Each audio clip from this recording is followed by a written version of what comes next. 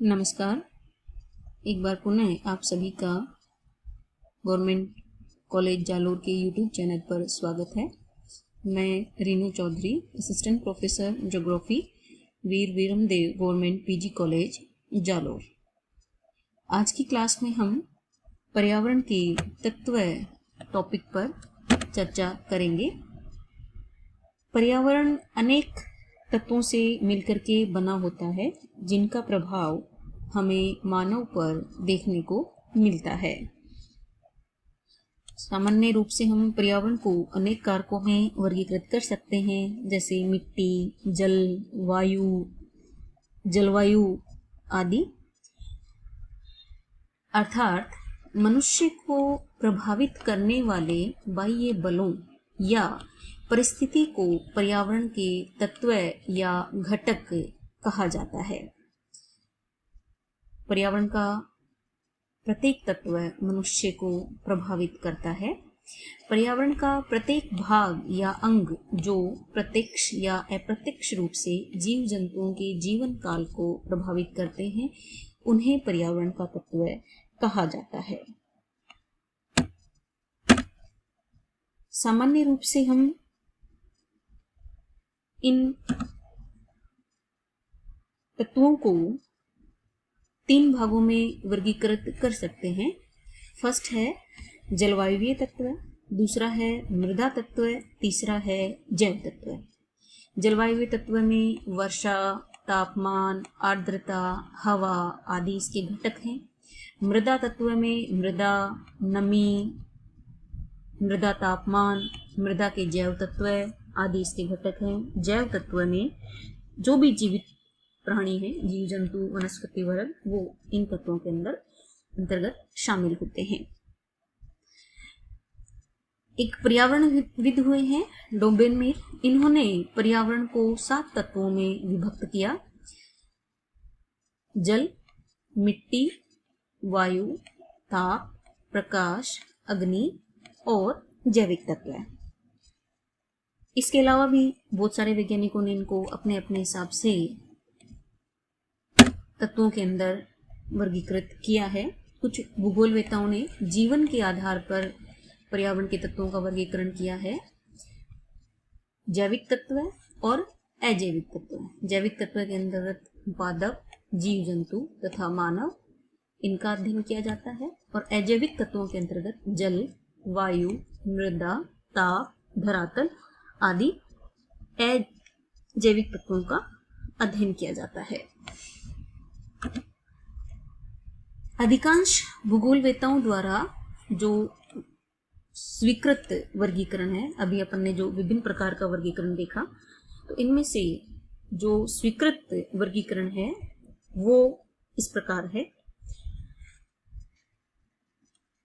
निम्न तत्वों को शामिल किया गया है। सबसे पहला है अवस्थिति, दूसरा है उच्चावच, तीसरा है जलवायु, चौथा है प्राकृतिक वनस्पति,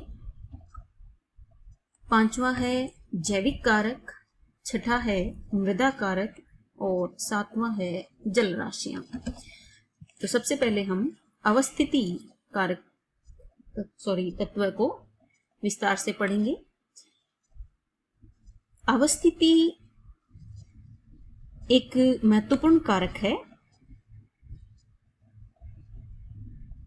अवस्थिति के महत्व को स्पष्ट करते हुए हंटिंगटन महोदय ने कहा है कि ग्लोब पर किसी देश की अवस्थिति उस देश के भूगोल को समझने की कुंजी है। अर्थात हम ग्लोब पर किसी भी देश की अवस्थिति को देखकर उस देश का भूगोल समझ सकते हैं। अवस्थिति को 3 भागों में बांटा गया है। ज्यामितीय अवस्थिति, सामुद्रिक एवं स्थलीय अवस्थिति और तीसरा निकटवर्ती देशों के संदर्भ में अवस्थिति। तो सबसे पहले हम ज्यामितीय अवस्थिति के बारे में पढ़ेंगे। यह किसी भौगोलिक प्रदेश की अवस्थिति क्या है? किसी भौगोलिक प्रदेश की अक्षांश व देशांतरीय स्थिति होती है। क्या उसका अक्षांशीय विस्तार है, क्या उसका देशांतरीय विस्तार है, उसे अवस्थिति कहा जाता है। जैसे अपना राजस्थान राज्य है, उसकी अवस्थिति जो है या भू संदर्भ स्थिति है वो 23 डिग्री 3 मिनट से 30 डिग्री 12 मिनट उत्तरी अक्षांश और 69 डिग्री 30 मिनट से 78 डिग्री 17 मिनट पूर्वी देशांतरों के बीच में स्थित है। तो ये उसकी अवस्थिति है जो अक्षांशीय और देशांतरीय विस्तार को बतलाती है। संपूर्ण पृथ्वी को ज्यामितीय आधार पर 3 कटिबंधों में विभक्त किया गया है। हम सभी जानते हैं, उष्ण कटिबंध, उपोष्ण कटिबंध और शीत कटिबंध। तो ये जो कटिबंध हैं, इनकी अलग अलग जलवायु परिस्थितियां होती हैं जिनका प्रभाव मृदा, कृषि, वनस्पति संसाधन इन पर देखने को मिलता है। और ये जो जलवायु परिस्थितियां हैं ये मानव द्वारा संपादित आर्थिक क्रियाकलापों को मुख्य रूप से प्रभावित करती हैं। तो ये था पर्यावरण का अवस्थिति तत्व का ज्यामितीय अवस्थिति भाग। दूसरा है सामुद्रिक एवं स्थलीय अवस्थिति।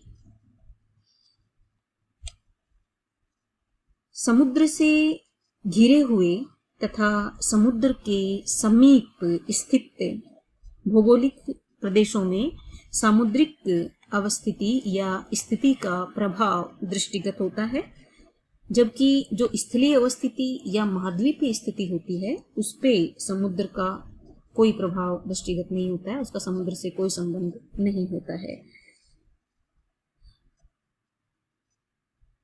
इसमें स्थलीय अवस्थिति में राज्य स्थल आवृत होता है, इसके चारों ओर स्थलीय भूभाग होता है।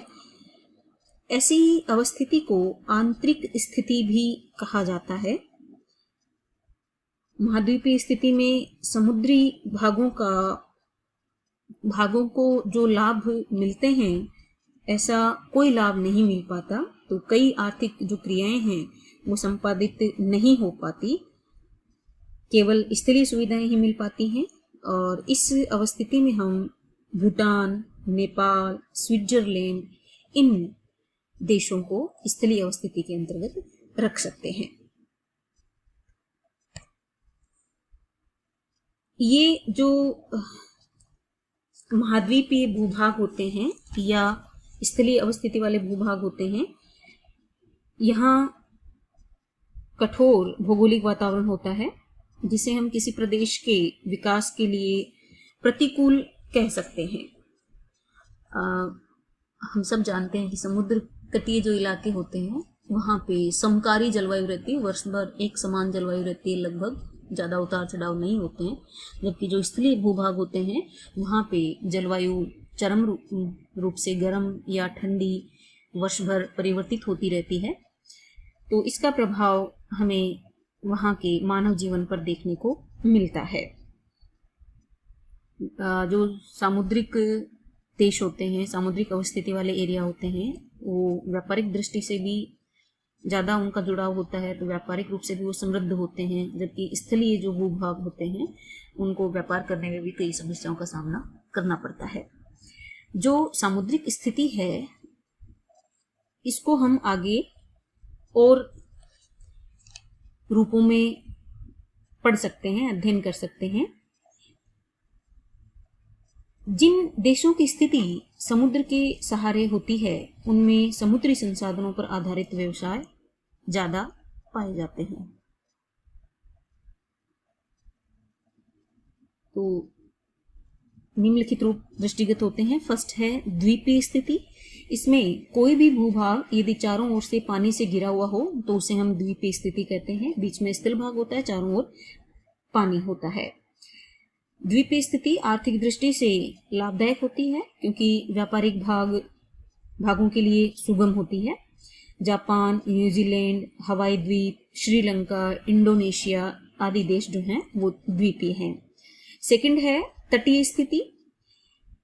यदि किसी देश की सीमा समुद्र को छूती है, किसी भी तरीके से, तो उसे तटवर्ती स्थिति कहते हैं। फ्रांस, भारत और भूमध्य सागर के जो चारों ओर स्थित देश हैं उन्हें तटवर्ती स्थिति वाले देशों में रखा जाता है। तटवर्ती स्थिति वाले देशों को सामुद्रिक संसाधनों की प्राप्ति के साथ साथ व्यापारिक मार्गों का भी लाभ मिलता है।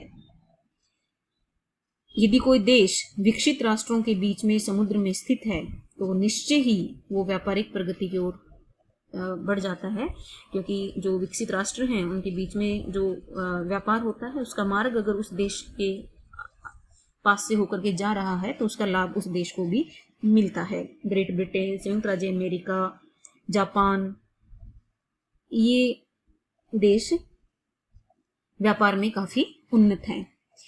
नेक्स्ट है प्रायद्वीपीय स्थिति। यदि कोई देश 3 ओर से समुद्र से घिरा हो तो उस स्थिति को हम प्रायद्वीपीय स्थिति कहते हैं।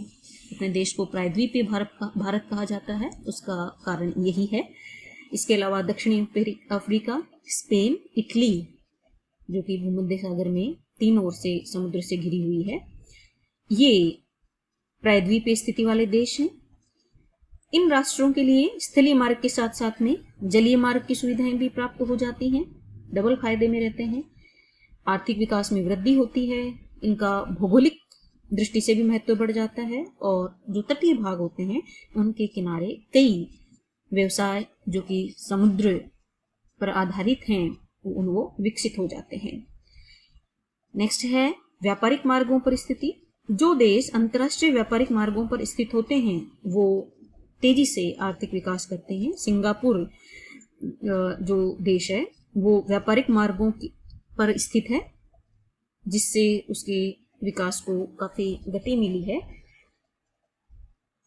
दक्षिण अफ्रीका भी पहले सिंगापुर की जैसी स्थिति में था, लेकिन जब से स्वेज नहर का निर्माण हुआ है तब से इसका महत्व घट गया है और इसका आर्थिक विकास भी काफी हद तक प्रभावित हुआ है।